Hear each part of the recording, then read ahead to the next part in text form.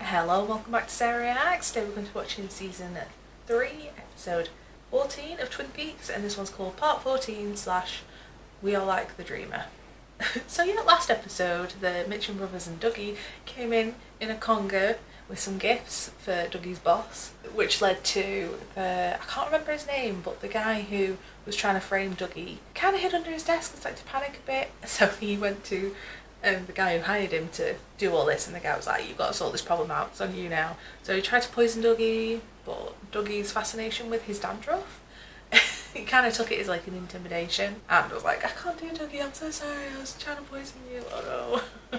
And we got to see more of Bob Cooper, who beat this like gang leader in an arm wrestle and then punched him really hard in the face.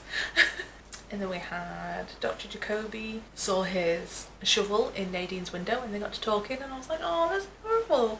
They look kind of cute. I don't know, they could be together. I think that would be cute. Because I'm going to guess his wife isn't still with him. And then we had James playing in the Roadhouse, and he was playing that song that he sang in the original series. And it's not exactly the same, but it was so good. I was jamming away like I was back then. Back then, like I watched it in its original run. Yeah, you know. But yeah, enough chattering, let's get into it, and as usual, my YouTube viewers, the link to the reaction reel is in the description and pinned comment below.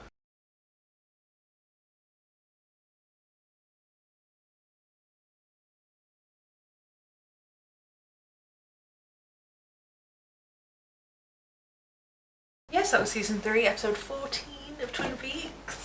I actually really like that episode. I love the episodes where I'm just so confused by the end of it.